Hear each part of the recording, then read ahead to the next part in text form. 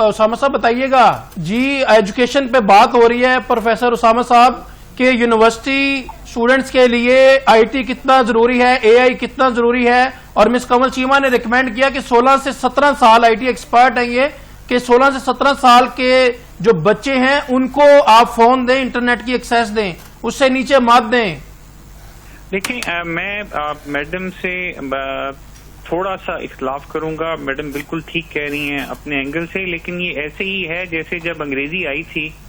और हमने अंग्रेजी को अडॉप्ट करने से पहले ये किया कि 6वीं क्लास से हम अंग्रेजी शुरू करते थे जी, और उसका नतीजा ये निकला कि बच्चे जिस वक्त आगे मैट्रिक में और इंटर ग्रेजुएशन में जाते थे तो उनके लिए चीजें बहुत मुश्किल हो जाती थी। प्रोफेसर उसामा साहब क्या कहेंगे आप मिस कमल चीमा के मौकफ पे? जी, मैं बिल्कुल मैडम ठीक कह रही हैं। और देखिए, दो चीजें हमें ये समझना है कि एआई या टेक्नोलॉजी का मतलब सिर्फ मोबाइल फोन नहीं है, उसका मतलब कंप्यूटर भी है, उसका मतलब जो जदीद एआई से चलने वाले टूल्स हैं वो भी हैं। तो दुनिया जैसे जैसे दुनिया तो पेपरलेस होती जा रही है, अगर आप बच्चे को बड़ा शुरू से इन चीजों का एआई टूल्स का इस्तेमाल नहीं सिखाएंगे, डिजिटल चीजों का इस्तेमाल नहीं सिखाएंगे, तो फ्यूचर में उसके लिए एक तो प्रॉब्लम होगी और दूसरा वो रेडी नहीं होगा, वो बाकी दुनिया से बहुत पीछे रह जाएगा। हम ये कर सकते हैं कि हम एक कंट्रोल्ड एनवायरनमेंट में, जैसे अभी मैम बात कर रही थी,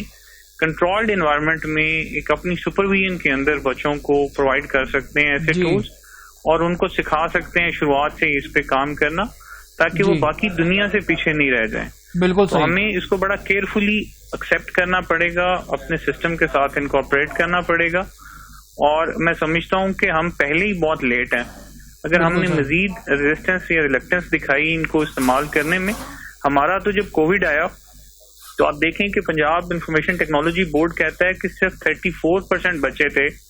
जो जिनके पास डिजिटल रिसोर्सेज थे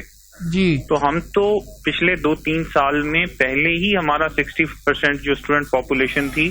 वो डिजिटल रिसोर्सेज से दूर थी। अगर हम उनको मजीद पीछे रखेंगे या इस चीज पे बहस करेंगे कि बच्चों को देने की जरूरत है